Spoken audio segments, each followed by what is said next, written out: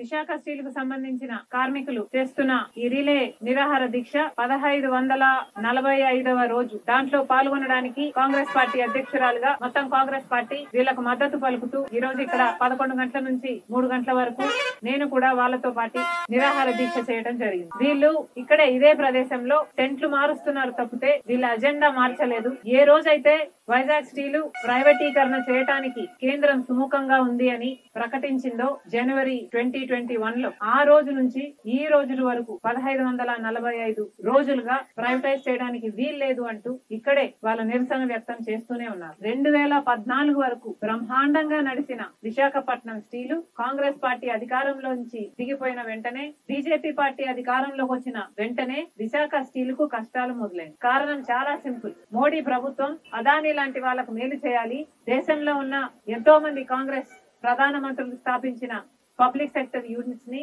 Privatise చేయాలి, దాని ద్వారా బీజేపీకి సంబంధించిన అదానీ లాంటి వాళ్ళకి మేలు చేయాలి. ఈ ఒక్క కారణం చేత అప్పటి వరకు బ్రహ్మాండంగా నడిచింది విశాఖ స్టీలు.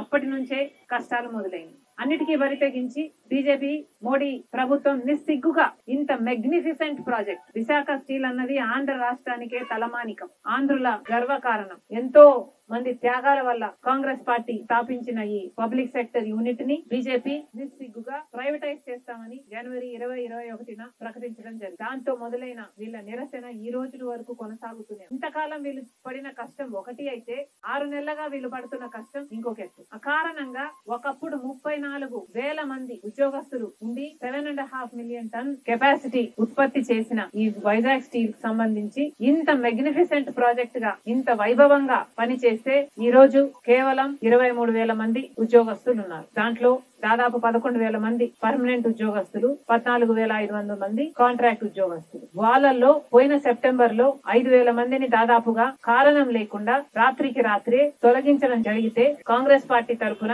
నేనే ఇక్కడికి వచ్చి వీళ్ళని మళ్ళీ రీఇన్స్టేట్ చేసుకోకపోతే నిరాహార దీక్ష చేస్తామని బెదిరిస్తే వాళ్ళని వెంటనే రీఇన్స్టేట్ చేసుకోవడం జరిగింది. కానీ ఇప్పుడు మళ్ళీ అదే కుట్రను పనుతున్నారు. మళ్ళీ విశాఖ స్టీల్ ని నిర్వీర్యం చేయడానికి ఇక్కడ నిరుద్యోగులను తొలగించే కుట్ర జరుగుతుంది. ఎందుకంటే బీజేపీ పార్టీ మనిషి అదాని, పక్కనే గంగవరం పోర్టు ఉంది. దాన్ని జగన్మోహన్ రెడ్డి గారు రాజశేఖర రెడ్డి గారి కొడుకై ఉండి కూడా రాజశేఖర రెడ్డి గారు గంగవరం పోర్టు ప్రభుత్వం చేతిలోకి మళ్ళీ 30 సంవత్సరాలకి రావాలి అన్న ఉద్దేశంలో రాజశేఖర రెడ్డి గారు పని చేసినా కూడా జగన్మోహన్ రెడ్డి గారు ప్రభుత్వానికి ఉన్న 10% ని కాస్త కేవలం 600 కోట్ల రూపాయలు అదానికి ఇచ్చేయడం జరిగింది. ఈ ప్లాంట్ ను కూడా అదానీ లాంటి వాళ్ళ చేతుల్లో పెట్టాలన్నదే బీజేపీ ప్రభుత్వం అజెండా. ఇంత భయంకరమైన కుట్ర జరుగుతుంది కాబట్టే ఈ ఎంప్లాయీస్ ని తొలగించుకుంటూ పోతే వీళ్ళ ప్రెషర్ తగ్గితే ఏదో ఒక రోజు అదానీ